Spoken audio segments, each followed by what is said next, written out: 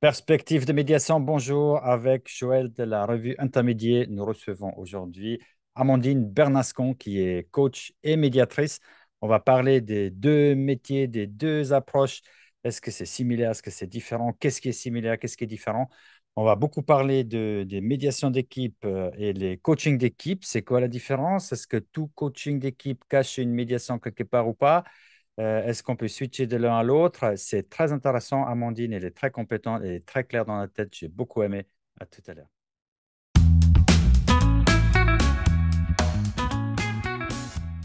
Bonjour Pascal, bonjour Amandine.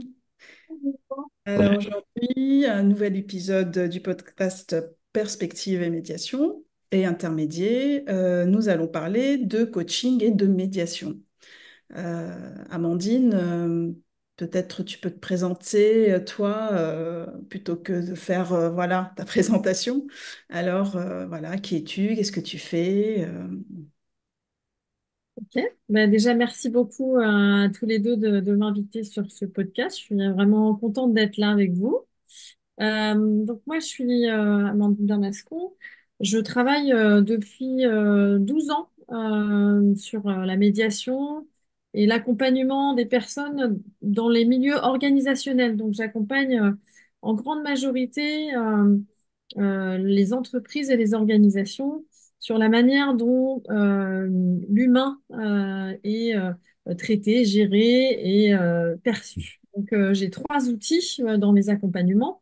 La médiation, puisque j'interviens en tant que médiatrice pour réguler les conflits interpersonnels du travail, surtout en médiation conventionnelle. J'ai quelques judiciaires, mais j'interviens surtout en conventionnel. La deuxième casquette, c'est la casquette de formatrice, puisque je forme les salariés, les cadres, les dirigeants aux outils de la médiation et de la gestion de conflits, au service de la régulation des tensions dans les équipes, dans les directions, dans les associations, puisque ça peut être aussi entre associés.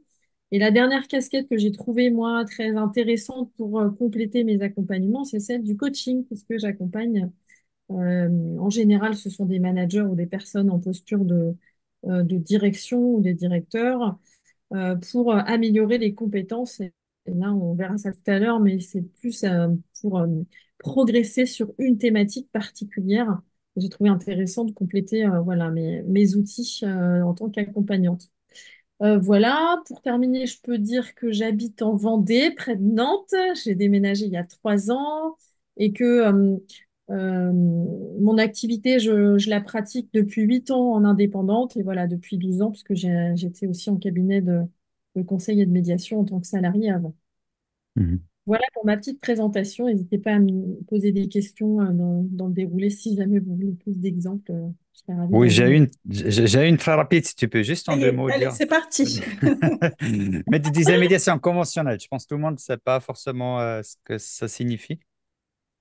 Oui, donc je disais en conventionnel plutôt pour les médiateurs qui nous écoutent. Donc la médiation conventionnelle, c'est une médiation qui se pratique avec une convention, un contrat que l'on va passer avec soit un commanditaire, soit les parties directement, et qui signifie que la médiation n'a pas lieu dans un processus judiciaire où nous ne sommes pas saisis par une magistrature ou un juge, mais on est bel et bien dans un cadre où les parties elles-mêmes nous saisissent ou un certain commanditaire nous saisisse. Donc un exemple, c'est un DRH qui choisit de me saisir en tant que médiateur et il va passer une convention avec mon entreprise, donc mon cabinet de médiation, et il n'est pas du tout dans un processus judiciaire et donc comme il n'y a pas de dossier et de saisine judiciaire, on parle de médiation conventionnelle qui est donc régie par cette fameuse convention d'entrée en médiation. Voilà. Merci. Et c'est rigolo que tu dises ça parce que c'est vrai qu'on utilise ce terme en France conventionnel pour différencier de la médiation en fait judiciaire. Oui, Mais en médiation judiciaire, moi j'en fais beaucoup, on passe une convention aussi hein, entre les parties et le centre de médiation et les médiateurs qui vont. Donc ça reste aussi quelque part de la conventionnelle, puisque quand on fait une médiation, on va faire une convention quelque part avec les oui. parties. Ouais, bah, ça serait intéressant de se demander d'où vient le terme Ouais. conventionnel aussi.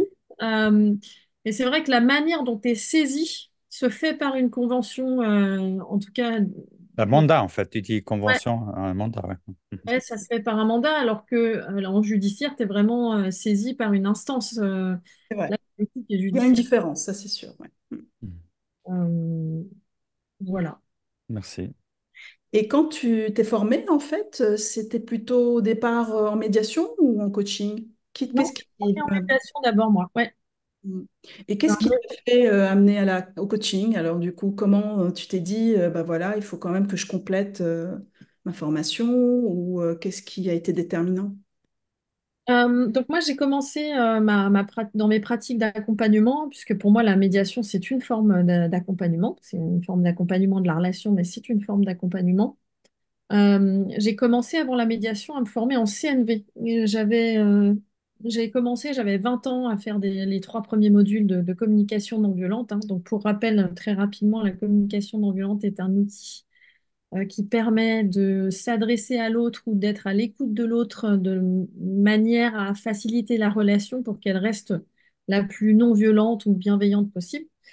Et en fait, quand j'ai eu un coup de foudre pour la CNV, mais complètement, je me suis dit, bon, ça, c'est sûr que ça va être mon métier. Alors, je ne sais pas ce que je vais y faire, mais que ce soit une formation, du coaching ou de la médiation CNV, je ne sais pas, mais je savais que j'allais faire ça.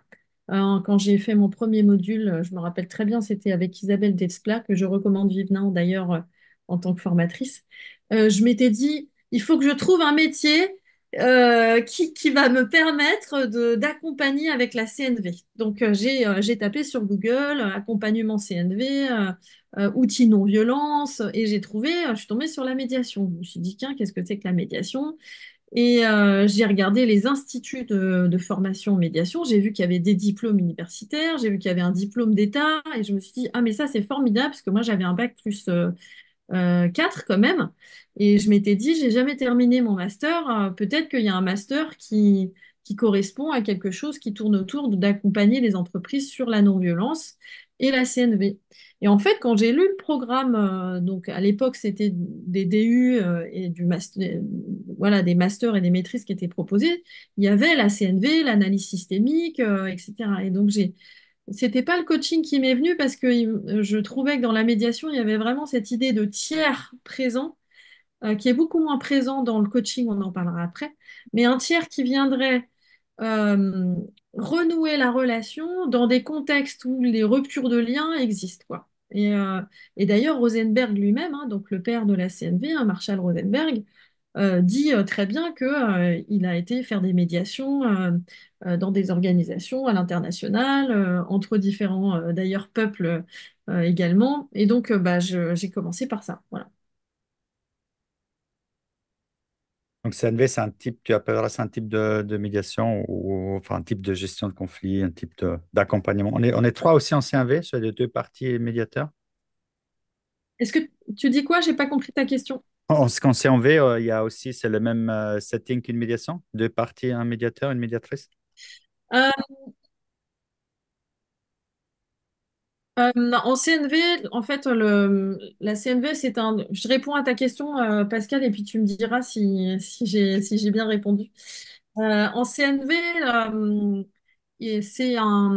sont des étapes, en fait, hein. Dans la CNV, il y a 4 étapes qui me permettent euh, plusieurs choses dans la relation, mais c'est pas un type de médiation. En revanche, l'école de la CNV, comme différentes écoles d'ailleurs de médiation en France, l'école de la CNV a créé son propre processus de médiation qu'ils appellent la médiation. Ah, Et moi, je n'ai pas choisi de me former chez eux pour ce qui est de la médiation. Moi, j'ai choisi de me former à l'IFOMEN en mhm. passant à l'époque sur le master qui durait un an, qui était le master 2 qui s'appelait Médiation et communication pour accompagner les crises et les conflits dans les entreprises. Pourquoi j'ai pas choisi l'école de médiation CNV? Eh bien, tout simplement parce que je trouvais que le master était plus complet pour accompagner dans la dynamique des organisations. Comme moi, j'avais une expérience d'entreprise et que j'avais vu à quel point il y avait une nécessité d'accompagner sur des conflits, j'ai préféré passer par justement un diplôme, voilà, un diplôme reconnu pour avoir le master 2, quoi. Et puis je trouvais que voilà, que le programme était assez costaud sur l'analyse systémique et pas que la CNV. Voilà. Ça répond à ta question. Est-ce que ça Absolument. répond à la question, Pascal? C'est bon. Merci, absolument. Donc, si on a bien compris, tu as différentes casquettes. Et quel est, selon toi, le point commun ou ce qui peut être complémentaire, en fait, avec la médiation, entre coaching et médiation? Ouais, alors donc peut-être pour commencer là-dessus, Joël, pour répondre à ta question, pourquoi je me suis formée en coaching ensuite. Alors déjà, mes deux parents étaient thérapeutes, hein, donc mes deux parents avaient une T'as approche. baigné là-dedans. Ouais. Donc en fait, quand j'ai pratiqué la médiation, à la fin des médiations, en tout cas les premières que j'ai pratiquées, je ne sais pas si c'est par le fruit du hasard, mais il en ressortait que une partie de l'équipe ou une partie des associés ou une partie du CODIR devait être accompagnée un peu plus derrière la médiation, suite à la médiation. Un exemple, un manager à la suite de la médiation se rend compte en fait que sa communication est tout à fait maladroite et que on aurait pu éviter beaucoup de choses pendant les 3 dernières années qui ont été abordées en médiation s'il avait bossé un peu sur ses soft skills, hein, sur ses compétences. Et donc, On à la connaît, on connaît. à la suite de 2 ou 3 médiations, les parties elles-mêmes, les médiés, ont dit bah, peut-être une formation ou un coaching pour permettre ensuite de continuer le travail, que ça ne se reproduise pas, etc. Donc déjà, je me suis dit, bah, tiens, qu'est-ce que c'est que le coaching? Et apparemment, suite aux médiations, on peut le prescrire. Mais vous savez bien, vous comme moi, que comment est-ce qu'on peut prescrire quelque chose si on ne sait pas ce que c'est, hein. Notamment nous, en médiation, on essaye de développer notre médiation et la médiation, mais si on ne sait pas la prescrire, c'est compliqué. Donc voilà ce qui m'a amené à me former en coaching, c'était pour mieux le prescrire et mieux savoir de quoi il s'agissait, et puis aussi connaître les limites de mon rôle en tant que médiateur, et justement ne pas tomber dans une posture de coach sur certains moments. Là où je trouve que ces deux pratiques se rejoignent, hein, c'est ça la question, Joël. On Oui, oui, commence. oui, c'est la complémentarité, en fait. À quel moment tu sens qu'il y a une complémentarité entre ces deux pratiques, on va dire? Alors, déjà, toutes les deux, elles visent à améliorer un système relationnel, hein, que ce soit le coaching ou la médiation, toutes les deux, elles visent à améliorer un système relationnel donné. Toutes les deux, elles cherchent à faire réfléchir les personnes du système et à les rendre les plus autonomes possibles, hein, dans la relation. Et puis, euh, euh, je trouve qu'il y a une certaine notion d'impartialité dans les deux. C'est-à-dire qu'on est tiers, on est invité, on n'est pas là pour dire à la place de l'autre. Voilà. Là où elles se complètent, où elles sont complémentaires, je trouve, c'est dans la prescription que chacune peut donner à l'autre. C'est-à-dire que c'est pas parce que je fais une médiation que je vais pas finalement revivre ce que j'ai vécu avec mon manager, avec mon équipe, avec ma mère et mes sœurs, quoi, hein. Donc si je sors de médiation, c'est très complémentaire, je trouve, de se dire, bah, tiens, euh, si moi, effectivement, je suis ce fameux manager où je me suis rendu compte que bah, suite à la médiation, waouh, mais il y a tellement de choses dont je ne me suis pas rendu compte, je trouve que c'est très complémentaire pour moi en tant que manager de me dire, OK, bah, je vais travailler sur moi en fait, hein. Suite à cette médiation, ça va me permettre de travailler, de cheminer un peu plus loin que la médiation, hein, puisque en médiation, même si l'effet d'une médiation peut être thérapeutique parce que du fait de m'avoir laissé la parole, j'ai cheminé en moi, le but de la médiation n'est pas un travail intérieur et de cheminement et de progression. C'est pas du tout le but. Et là où je trouve que c'est complémentaire, c'est que le coaching, lui, va permettre une progression et on va fixer des objectifs pour pouvoir monter en compétences. Et c'est ça où je trouve que c'est intéressant. Alors peut-être pas en même temps, parce que effectivement, suivre un coaching en même temps qu'une médiation, ça peut déjà que le fait de participer à une médiation peut me mettre à rude épreuve, pas forcément en même temps, mais un puis l'autre peut être intéressant et très complémentaire. Si on commence par l'option je fais un coaching suite à une médiation, eh ben, j'ai beaucoup d'exemples de ce que j'ai vécu en médiation qui me permettent de dire que bah, je veux travailler sur ça, ça et ça, hein. Et puis le contraire est aussi possible, hein. Lorsque j'ai commencé à me former en coaching et que j'ai fait mes premiers coachings, pour vous donner un ordre d'idée, moi, les coachings sur lesquels j'interviens sont des coachings soit individuels, soit collectifs, et souvent la thématique de mes coachings tourne autour de la relation, hein, de la relation Dans difficile. la relation. Mm, mm. Donc, par exemple, j'ai un collaborateur qui s'appelle Pascal.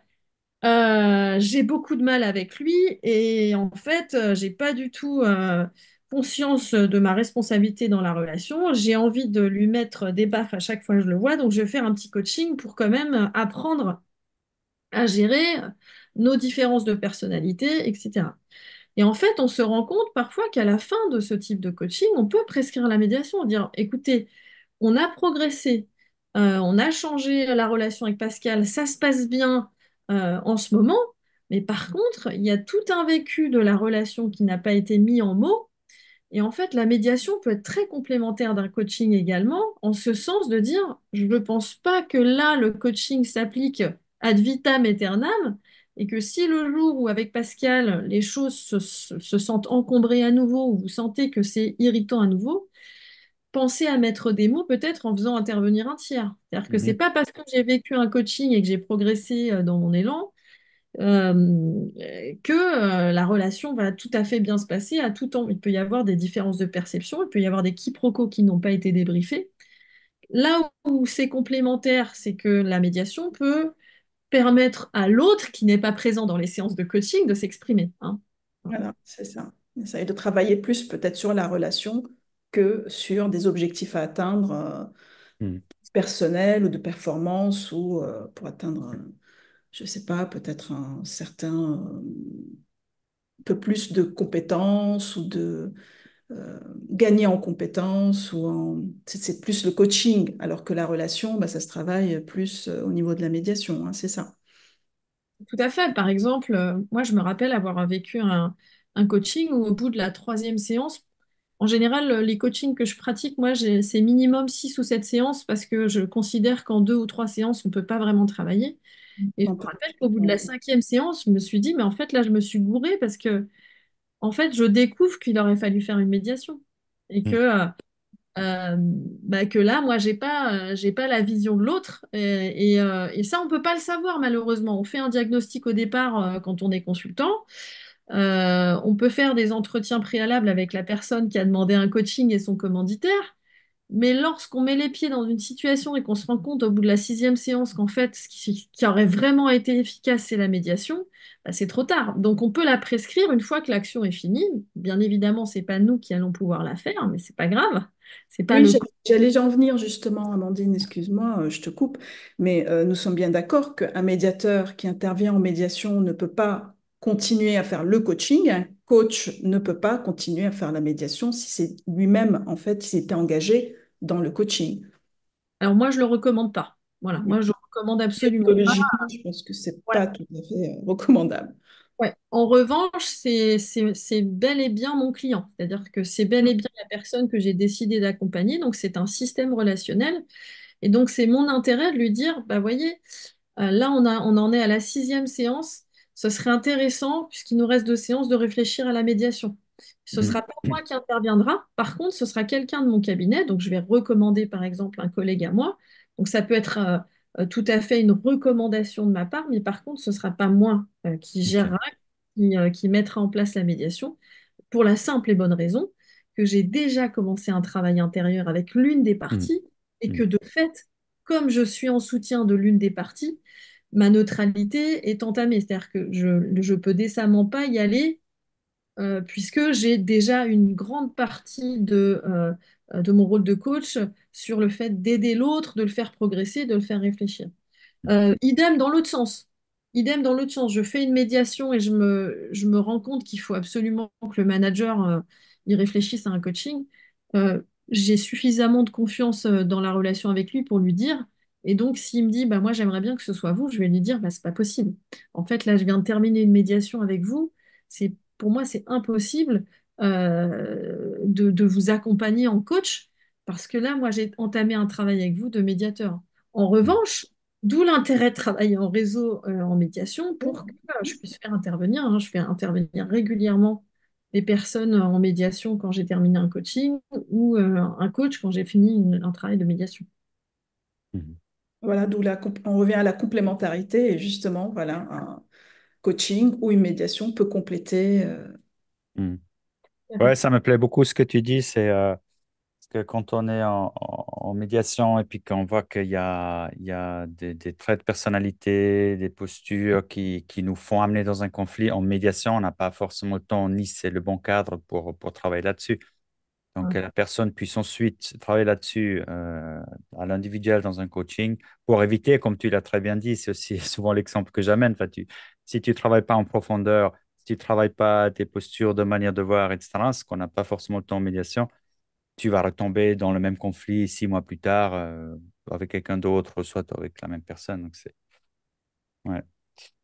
Euh, Au niveau de posture ou des outils, du processus, comment vois-tu les similitudes au niveau du coaching et de la médiation? Commençons par la posture, par exemple. Sur les similitudes, donc comme je disais tout à l'heure, pour moi, il y a des notions quand même qui sont présentes dans les deux, hein. Par exemple, avoir la juste distance, l'impartialité. Mhm, Bien sûr, un autre outil très courant qu'on va retrouver dans les deux postures, c'est le questionnement, hein. Le questionnement, la reformulation, l'écoute est très présent en coaching aussi, hein, également. Donc ça, c'est pour les similitudes, hein. Un coach ou un médiateur, quand il arrive dans un système donné, il va faire des entretiens préalables, il va écouter ce qui se passe avant de proposer une action, hein. Normalement, en tout cas, moi, c'est comme mhm, ça. Et sur les différences, alors, dans le coaching, on vise un objectif. Dans le coaching, on choisit un objectif. Donc, on va mhm, réunir l'équipe ou on va faire une réunion avec la personne et on va lui demander, OK, qu'est-ce que vous voulez atteindre dans les prochains mois? C'est-à-dire que c'est vraiment l'image du coach sportif. D'ailleurs, le coaching vient de l'expérience américaine d'un coach sportif. C'est qu'est-ce que tu veux atteindre pour tes championnats d'Europe? Qu'est-ce que tu veux atteindre comme chemin d'ici 6 mois? Eh ben, je voudrais être un manager plus apaisé, qui gère mieux son temps. J'aimerais ne pas perdre mes moyens quand je prends la parole en réunion. Donc ça, c'est vraiment une différence par rapport à la médiation. C'est-à-dire que si Joël, je suis avec toi en coaching, je vais te dire, bah, Joël, qu'est-ce qui te pose des difficultés dans ta posture, toi, en ce moment, de chef d'entreprise ou d'entrepreneur? Où est-ce que tu as envie d'aller? Et on va fixer un objectif. Et tu vois, ce drapeau, qu'on va planter, en haut de la colline, on va toujours le garder en ligne de mire. Ça, c'est très différent de la médiation, parce qu'en médiation, on n'a pas du tout d'objectif. On va pas du tout citer ou situer une progression d'une compétence. On va pas du tout chercher à améliorer quoi que ce soit. En médiation, on est dans un objectif totalement différent. L'idée de la médiation, c'est vraiment la relation. On va mettre au cœur de nos réunions la relation et on va s'intéresser au lien, hein. Donc, on n'est pas du tout dans un objectif de changement comportemental ou de compétence. On va chercher justement à rétablir la relation pour trouver une solution. Donc, ça, c'est tout à fait différent. Ça veut dire qu'en médiation, à la base, il y a un litige, il y a un blocage, il y a un obstacle. Et par rapport à cet obstacle, on ne va pas se dire, bon, ben, OK, les gars, on va chercher à atteindre cet état-là, ce sujet-là, on va progresser dessus. On va dire, OK, ben là, il y a un blocage, donc d'abord, on va chercher à rétablir la relation pour trouver une solution, hein. Euh, Deuxième différence, dans le coaching, justement, c'est la personne qui est mise en perspective. C'est vraiment, c'est toi, ta vision, tes croyances, ton approche, alors que dans la médiation, c'est les deux. C'est-à-dire que c'est la relation en elle-même, comment est-ce qu'elle a été vécue. C'est pas la personne qui nous intéresse, c'est qu'est-ce qui s'est passé dans la relation, comment est-ce que les choses ont été vécues dans la relation, dans l'historique de la relation, hein. C'est vraiment ça qui est mhm. intéressant. Troisième différence, dans le coaching, on fait faire des exercices. Ça, je m'arrêterai là pour vous donner la parole parce que peut-être j'en dis trop, mais Non, dans le- non, non, au contraire, non, non, mais ça me fait venir des Passionnant. questions, donc je les Oui. garde, je les garde. Vas-y. n'hésitez pas à m'interrompre. Mais dans le coaching, on fait faire des exercices. C'est-à-dire que de séance en séance, on va demander à la personne de revenir dans le concret. C'est OK, ben maintenant on est descendu dans des prises de conscience, on a pris du recul sur la situation, et puis vous m'avez raconté un historique, mais maintenant, qu'est-ce qu'on en fait et comment vous allez rendre ça concret? D'ici la prochaine séance, on va donner, par exemple, des plans d'action, des exercices, des fiches pratiques. Ça, on ne l'utilise pas du tout en médiation. Le médiateur n'est pas du tout là pour faire exercer les gens. Alors peut-être qu'au cours de la médiation, on va peut-être faire un petit schéma pour montrer, ben voilà, au niveau systémique, bah, regardez comment est-ce que chacun, bah, là, vous en êtes là. attention parce que c'est intéressant dans l'écoute que vous puissiez vraiment voir que bah, on n'est pas là pour dire qui attend. Ok, on va peut-être faire des petits croquis, prendre du recul, mais on va pas faire quelque chose à nos parties. On va pas leur dire bah d'ici la prochaine fois, euh, vous allez réfléchir chacun à vos croyances. En tout cas, moi, je le pratique pas. Pour moi, c'est dans la médiation, ce qui m'intéresse, c'est vraiment le vivant pendant la séance et pendant l'écoute de l'autre. J'ai pas d'exercice à donner pour faire progresser de quoi que ce soit. Voilà. Peuvent cheminer entre-temps, mais bon, il n'y a pas de, c'est sûr qu'il n'y a pas de, comme tu dis, d'exercice ou d'objectif à atteindre pour une prochaine séance. Alors, ce qui est intéressant, c'est qu'entre médiateurs, parfois, dans les partages de pratiques, on voit que certains d'entre nous qui sommes formés au coaching peuvent se permettre des libertés. Par exemple, j'ai un collègue médiateur. Alors moi, j'arrive pas à le faire, mais je trouve que c'est hyper intéressant. En début de médiation, il fait respirer ses parties. Donc, il Mhm. fait 5 minutes de respiration consciente. Intéressant, bah oui, c'est bien ça. C'est intéressant, c'est un exercice de coaching. Donc, on met les personnes dans un état particulier pour travailler mieux ensuite. Mhm. Mais ce sont des moments où je vais prendre une certaine casquette, et ça, c'est vraiment l'objet, je pense, de notre discussion aujourd'hui, mais je suis conscient d'une petite casquette de coach que je mets 5 minutes pour faire respirer les personnes, parce que c'est une forme d'exercice de mise en situation qui n'est pas forcément, voilà, l'objet de la médiation, c'est pas forcément de faire respirer les gens. Mais en l'occurrence, je vais reposer ma petite casquette quand j'aurai fini mon croquis, quand j'aurai terminé mon petit exercice de mise en état intérieur pour vraiment revenir à ma posture de départ, qui est celle de l'écoute neutre, hein, pour travailler le lien et la relation, quoi. Même Mhm. chose dans l'autre sens. Même chose dans l'autre sens. Si je suis en coaching d'équipe, avec un objectif de cohésion d'équipe, avec, je sais pas moi, une journée team building où je vais travailler avec eux et je m'aperçois qu'à un moment donné, il y a une tension, il y a un conflit dans l'équipe, bah, peut-être que je vais mettre ma casquette de médiateur, mais peut-être pendant 1 heure, en leur disant, écoutez, là, je pense qu'il y a un point d'accroche sur lequel vous n'avez pas du tout la même vision. Et en fait, on va prendre 1 heure et on va écouter les uns et les autres sur ce qui s'est passé. OK? Pour atteindre cet objectif de cohésion d'équipe, ça me semble important. Pareil, je vais peut-être faire un exercice là, plutôt de l'ordre de la médiation, mais je suis consciente que je ne suis pas en train de faire une médiation au global, une médiation conventionnelle avec des entretiens préalables, avec des plénières, etc. C'est juste un moment donné. Je vois qu'il y en a deux ou trois qui se fritent et qui fait que bah, ça bloque ma journée. Je dis, bah, écoutez, on va prendre 1 heure, puis on va écouter ce qui s'est passé pour vous, pour les uns et pour les autres. Quelque part, je fais de la gestion des conflits, quoi. Mhm. En t'écoutant, je crois la grande différence, comme tu l'as dit, c'est qu'en médiation, on n'a pas d'objectif, alors qu'en coaching, on a un objectif de fin. C'est certainement une des grandes différences. Mais en t'écoutant aussi, quand on est conscient que là, peut-être je change de casquette, mais est-ce qu'on peut dire qu'en coaching, il n'y a rien en coaching qui est complètement impossible à faire en médiation, qui serait contre la déontologie ou quelque chose? Parce que tu dis les exercices entre séances, en médiation, moi, ça m'est déjà arrivé de dire aux gens, notez pour la prochaine séance, parce que comme ça, si une des parties n'arrive pas trop à s'exprimer, donc c'est pas du tout interdit. On ne le fait pas souvent, c'est vrai, voire très peu, mais c'est pas contre la déontologie. Est-ce qu'il y a quelque chose en coaching qui serait contraire à la déontologie? Est-ce que tout ce qu'on a en coaching, tous les outils, on pourrait théoriquement les utiliser en médiation? Alors, je pense que la question, elle doit être posée autrement. C'est qu'est-ce que tu as, toi, mis en place comme cadre? Mhm, Quel est le cadre que tu as mis en place au départ? Je rappelle que les coachs, comme les médiateurs, n'ont pas d'objectif de résultat. Ils ont un objectif de moyens. mhm, Idem que les médiateurs. Simplement, eux, ils sont appelés dans une situation, ils vont fixer des objectifs et des buts pour qu'il y ait une progression. C'est ça l'idée du coach, hein. L'idée du coach, il va chercher à accompagner l'autre à travers une progression avec un contrat. On s'est dit, OK, au départ, tu es cette personne-là, tu as envie d'être cette personne-là, comment on y va?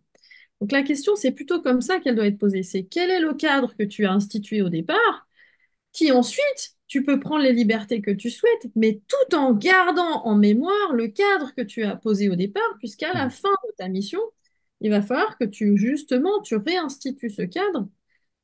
Plus ton cadre est clair pour toi, plus effectivement tu peux te permettre de prendre des libertés. En revanche, si tu dis au début de ton coaching collectif, bah, écoutez, on va faire une sorte de médiation. Parce que je sens qu'en fait, il y a beaucoup de problèmes dans l'équipe. Et en fait, on va faire une sorte de facilitation. Ça va très bien se passer.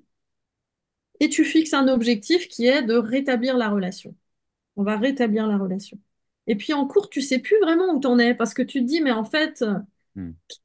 qu'est-ce que je suis en train de faire? Est-ce que je suis médiateur là? Parce que normalement, là, en médiation, tout est confidentiel, alors que là, du coup, j'ai fait un retour de plus. Enfin, je suis un peu perdue parce que du coup, je m'étais dit que je ferais des exercices.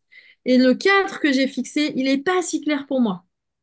Et c'est plutôt ça que moi, je recommande et que je dis, attention, tu peux prendre les libertés que tu souhaites dans ta mission si tant est que ton cadre est très clair. Soit Hmm. c'est une médiation, avec une médiation conventionnelle et donc c'est marqué sur ton contrat, à ce moment-là, il n'y a pas d'objectif de progression, si ce n'est l'objectif de rétablir la relation pour trouver une solution. Quand même, il faut se le dire, hein, la médiation, notre rôle, c'est quand même de rétablir les conditions possibles d'un dialogue pour que les personnes trouvent par elles-mêmes les solutions. Donc il y a bel et bien un but, hein, notre mission, c'est ça. Et donc ça, je l'annonce en tant que tel. Soit c'est une mission de coaching, et alors, une mission de coaching, je la conduis avec un objectif de progression et à la fin, je dois demander aux personnes quels changements elles ont vécu, comment elles l'ont vécu par rapport à l'objectif qui avait été fixé au départ. Donc, Si- ça veut dire que le cadre est très, très important. Dès le départ, à poser, il faut bien savoir sur quoi on part et être bien clair et précis, en fait. hmm. Moi, je trouve. Moi, je pense que c'est important. Et si c'est pas clairement amené, moi j'ai plus ou moins régulièrement des entreprises qui me contactent, qui me parlent de accompagnement d'équipe, coaching d'équipe, etc. Dès qu'on discute, et même en fait, ils passent par mon site de médiation. Je suis médiateur, donc ils m'approchent en tant que médiateur en me parlant de coaching d'équipe, d'accompagnement d'équipe, juste parce qu'on n'aime pas parler de conflit. En tout cas, c'est l'interprétation que j'en fais. Si tu as une situation comme ça, tu la mets dans quelle case? Dans le sens, est-ce que tu mets plutôt, tu essaies de convaincre de mettre ça dans la case médiation, peut-être. Mais après, tu dois quand même dire aux gens. Donc, en fait, l'idée de ne pas parler de conflit, enfin, tu peux pas. Enfin, tu vois un peu ce que je veux dire, la problématique. Je ne sais pas si tu as ce genre de situation aussi. Je me demande, on met ça plutôt en coaching, j'ai plus de souplesse. La question, peut-être, est-ce qu'on peut faire un type de médiation dans un cadre de coaching? Par contre, on ne peut pas faire un type de coaching dans un cadre de médiation. Ah oui, c'est sûr que ta deuxième option de faire un type de coaching dans la médiation, c'est compliqué. Mhm. Mais Alors, on revient sur le cadre, non, Amandine? tu peux proposer un accompagnement d'équipe et au final faire une médiation. C'est juste que ton cadre, il sera pas aussi sécuritaire que si c'est une médiation, je trouve. Tu vois? Je trouve que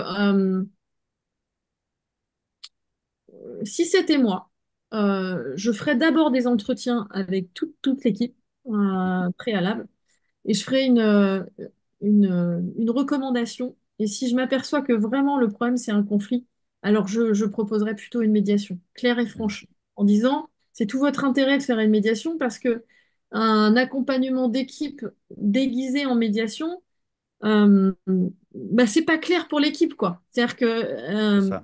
Mhm. et donc, ça veut dire que, en général, les accompagnements d'équipe qu'on nous demande pour une équipe qui va pas bien et qui est dans le flou, si nous-mêmes on est dans le flou, ça n'aide pas le système. Je préférerais que le client te réponde, bah non, une médiation, c'est vraiment pas possible parce que ça veut dire que j'ai été dans l'échec. Et à ce moment-là, bah ok, bon bah on oublie l'option médiation, mais alors à ce moment-là, moi je pars plutôt sur une journée de cohésion d'équipe et on l'appelle cohésion d'équipe, on l'appelle pas facilitation.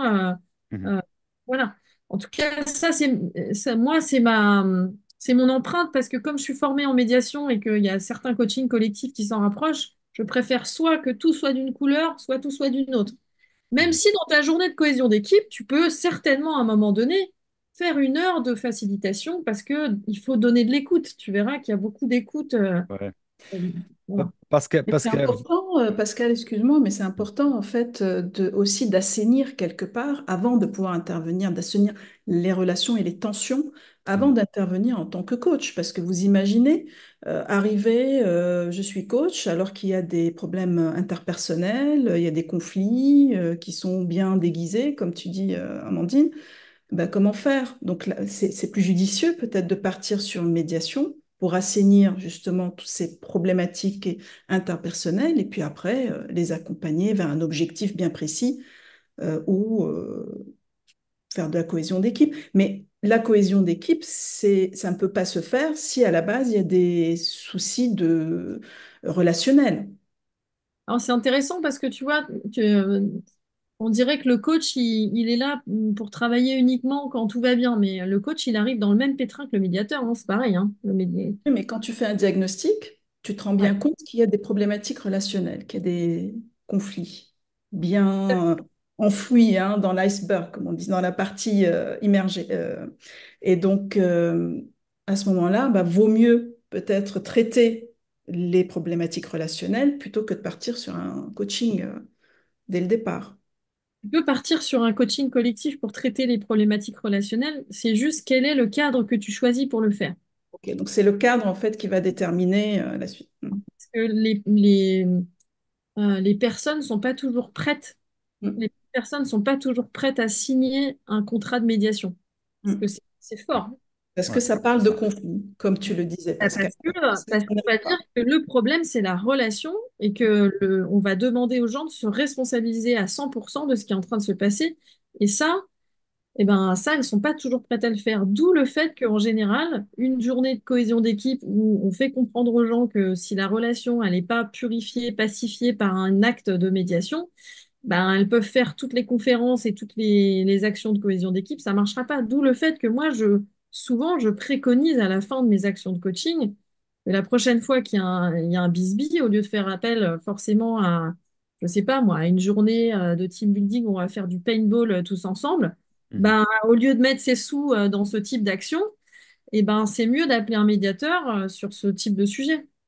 Euh, mais quel est le cadre qui est posé au départ? Est-ce que les personnes sont prêtes à entendre qu'il va y avoir un médiateur qui va arriver dans une équipe? C'est ça en fait. C'est fort, ouais. Mhm. Comment est-ce que j'amène l'idée de la médiation en la dédramatisant pour que les personnes acceptent de se parler?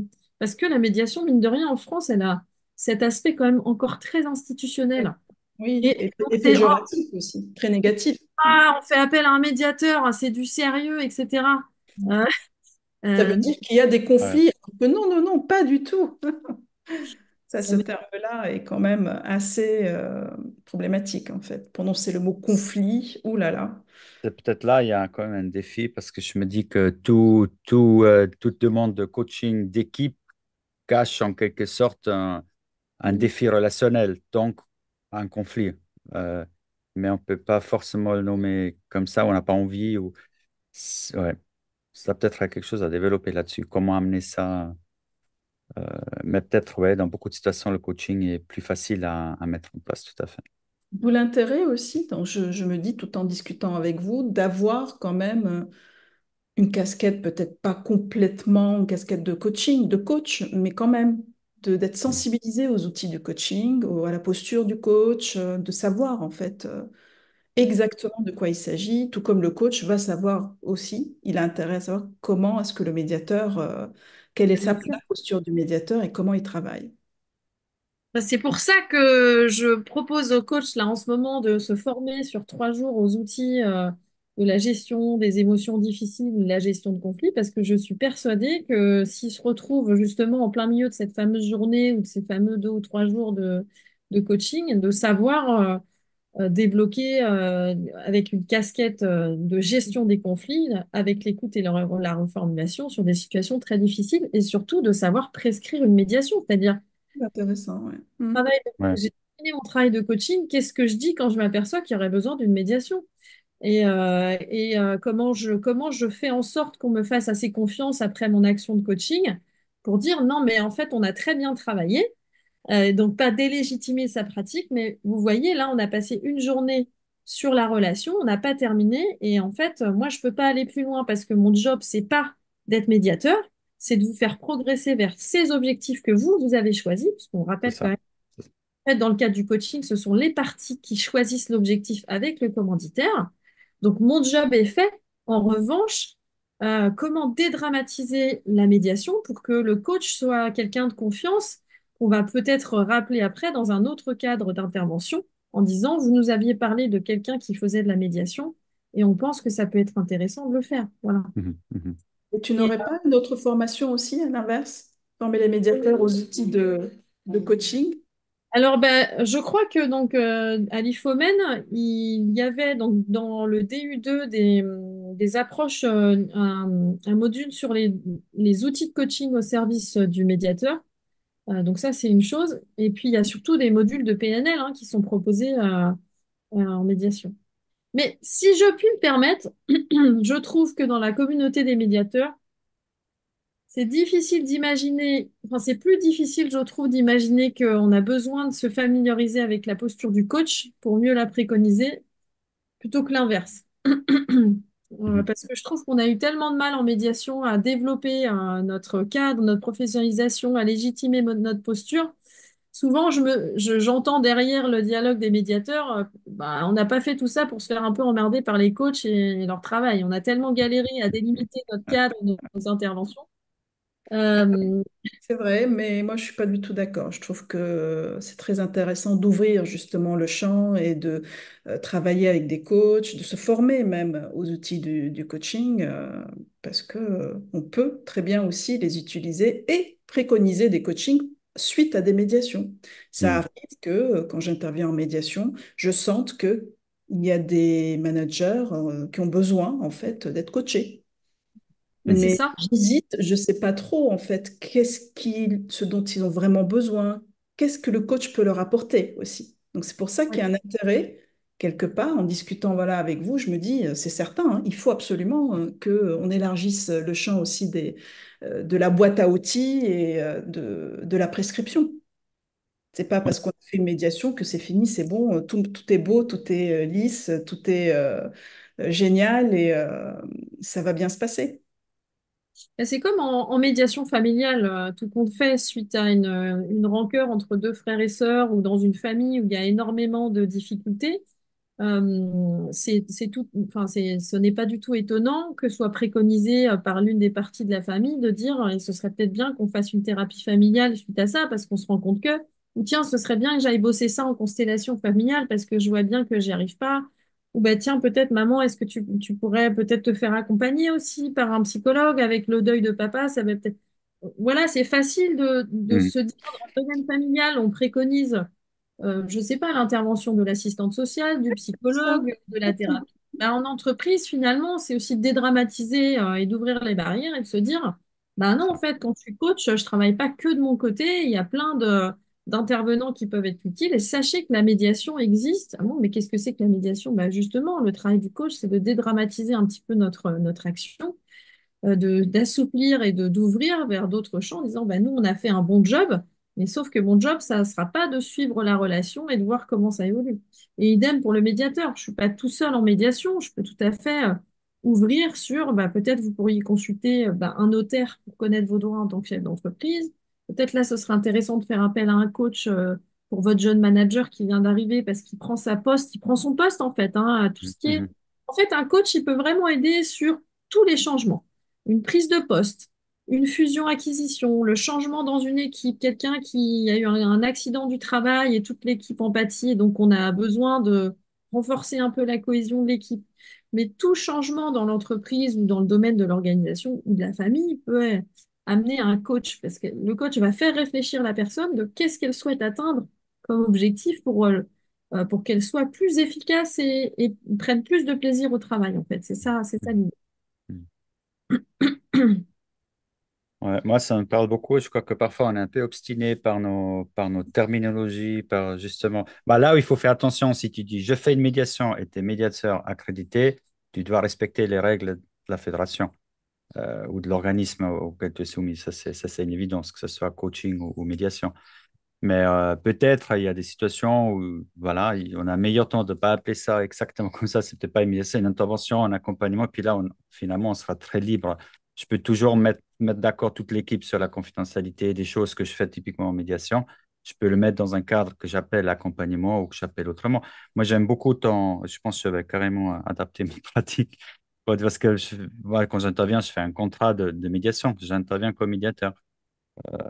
Mais peut-être la bonne approche, c'est comme tu as dit avant, hein, c'est analyse, c'est-à-dire le contrat, il porte d'abord sur l'analyse, recommandation, et à partir de là, tu fais ton intervention que tu appelles comme tu veux finalement, enfin en fonction des besoins. Oui, moi, quand je travaille en tant que coach, souvent, je m'aperçois qu'après les analyses donc, que j'appelle des diagnostics, je les appelle des Mhm. diagnostics Mhm. relationnels, Mhm. Je fais souvent une journée de formation sur la gestion des conflits. Je leur dis, voilà, moi, ce que j'ai compris de ce qui se joue, c'est que vous avez du mal à vous parler, donc on va commencer par vous sensibiliser aux outils de la gestion des conflits. Et je fais une journée, tu vois, sur, j'en sais rien, là je donne un exemple, mais elle n'est pas exactement comme ça à chaque fois, mais peut-être une demi-journée sur comment gérer ses émotions quand j'ai envie de péter un plomb contre l'autre, et la deuxième demi-journée sur comment je peux m'exprimer une fois que j'ai géré mon émotion. Hmm. Et donc c'est ça qui est intéressant, c'est peut-être de combiner la formation avec ensuite une action peut-être d'écoute. Effectivement, je vais peut-être mettre tout le monde autour de la table au moins une fois, mais je vais peut-être pas faire que de la médiation, mais au moins mettre tout le monde autour de la table une fois. Et puis ensuite, peut-être je vais terminer par de l'analyse de pratique. Ben voilà, comment ça s'est passé ces derniers mois, comment vous vous êtes parlé, qu'est-ce qui s'est passé, ben tiens, comment tu aurais pu le dire autrement. Et ça, on ne le fait pas en médiation. Donc, le coach, c'est vraiment, pour moi, c'est une porte d'entrée de couteau suisse qui est de dire, ben, chaque situation est différente et je peux rien dire tant que j'ai pas analysé le système. Donc, bien Hmm. sûr, le mec, le commanditaire peut me dire, bah, déjà, rien que la phase d'analyse, c'est un certain budget. Bah oui, mais sauf que si vous voulez que j'arrive et que je fais une médiation, alors que c'est pas du tout une médiation qui c'est pertinente, ou je fais un coaching alors que, en fait, il fallait faire une médiation, c'est dommage. Ou alors, Hmm. peut-être qu'il y a un combiné de formation avec de l'analyse de pratique, mais ça, on sait jamais. Et à la fois, ça laisse un cadre, Pascal, tu as raison, un peu plus de liberté, et en même temps, je trouve que la médiation, grâce au cadre qui est tellement sécuritaire au départ, hein, qui sécurise tout le monde, et on arrête de dire en fait qu'on n'est pas en conflit, mais c'est affiché en disant on va s'occuper Hmm. que de la relation. En fait, je trouve que c'est pratiquement là où il y a le C'est vrai. plus de liberté, tellement le cadre est clair. Je sais pas Hmm. si, je sais C'est pas si vrai. Ouais, tout à fait. Hmm. c'est-à-dire qu'on arrête de dire qu'en fait, on va faire de la cohésion d'équipe, de la CNV, machin. En fait, on va se rassembler autour d'une table et on va dire que vraiment, en fait, on est en conflit, en litige et que tant qu'on n'a pas réglé ça, ça ne marchera pas. Et en fait, moi, des fois, ce cadre-là, dans le coaching, il me manque parce que je me dis, c'est dommage parce que finalement, avec une médiation, on ne peut pas mentir, quoi. Si je viens en médiation, j'ai signé tellement d'engagements, parce que tu as vu les engagements qu'on demande, hein. Je veux Oui, dire, on demande ouais, Hmm. bien la sûr. sincérité, le respect mutuel, que chacun s'écoute et que c'est entièrement confidentiel. Et donc, ce cadre sécuritaire permet tellement de choses dans la liberté de ce que je peux aboutir, hein. Hmm. Tu vois, Hmm. c'est intéressant. C'est dommage parce que c'est vu comme un cadre qui est hyper figé, qui est hyper institutionnel. Et les mecs, ah bah ouais, mais en plus en médiation, on a le droit de venir avec des avocats et tout. Et en même temps, c'est ce cadre qui est tellement fort et sécuritaire qui permet une aisance de liberté incroyable. Ouais. Ouais. Quand en coaching, tu te dis, putain, merde, j'ai des objectifs. Ah, putain, j'ai des objectifs de ça. Donc, ça veut dire que à la fin de ma Elles mission, attendent. fin de ma mission, on va faire le bilan. Est-ce qu'on a Ah rempli ouais. les objectifs? Eh ben, tu as beaucoup moins de liberté aussi, tu vois. Tu as beaucoup moins de Ouais. liberté parce que tu te dis, Hmm. des salariés, ils vont tous dire, ah bah oui, oui, on a atteint nos objectifs, hein. C'était super, Amandine, elle a fait un super job. On a tout atteint comme il faut. Parce que bah, le commanditaire a payé l'action. Donc, tu vois, c'est intéressant, Hmm. Hmm. Hmm. la limite entre comment je me sens dans mon cadre de liberté et qu'est-ce qu'il permet quand le cadre est posé. La limite est fine parce que finalement, tu peux dire que le coaching, c'est beaucoup plus souple. Mais en fait, comme tu as aussi des objectifs, comme tu fixes des objectifs, Hmm. c'est intéressant de voir que la médiation, finalement, est beaucoup plus libre quand les gens ont accepté. Le seul truc, c'est comment tu l'as fait accepter. Ah, voilà, c'est ça. Comment Hmm. les faire venir autour de la table Ouais. pour parler de ce qui est fâche, en fait. C'est ça. Et c'est là où peut-être le judiciaire n'a pas tout ce job à faire parce que comme tu es mandaté, Mm. Ouais. quoi, Ça. finalement, si, parce que les gens acceptent de venir en fait parfois alors qu'ils n'ont pas envie d'être là, quoi, hein. Voilà. Ouais. Donc, médiateur et coach très complémentaires. Question, c'est comment je mets ça en place au niveau de mon approche, de voilà, qu'est-ce que je propose quand, à qui. C'est ça. C'est qu'est-ce que la personne veut Hmm. pour l'équipe, comment elle voit les choses. Est-ce qu'elle a déjà entendu parler de la médiation? Euh, Si elle en a pas entendu parler, qu'est-ce qui pourrait l'aider à se sentir à l'aise à faire cette action-là? Et puis si c'est pas du tout de la médiation et que c'est plutôt une équipe à emmener dans un changement avec une progression, on n'est pas sur de la médiation. Donc peut-être ça sert à rien de mettre tout le monde autour de la table parce qu'il n'y a peut-être pas de litige, mais il y a peut-être une volonté juste de clarifier et d'emmener tout le monde dans une dynamique collective. Mhm. C'est ça qu'il faut comprendre, hein. Le coaching, c'est accompagner le système pour atteindre des objectifs et c'est pas tout à fait pareil, c'est pas tout à fait le même élément. Mais en conclusion, oui, à un moment donné, je peux sortir ma casquette de médiateur, ça peut peut-être m'aider. Oui, peut-être. Ou alors en médiation, peut-être que je peux prendre ma casquette de coach et faire des petits croquis et montrer aux personnes qu'est-ce qui est en train de se passer en termes de dynamique humaine, en termes de PNL, en termes de posture. Mhm. Et le plus important, c'est dans quelle casquette je suis et quel cadre j'ai posé au départ. Mhm.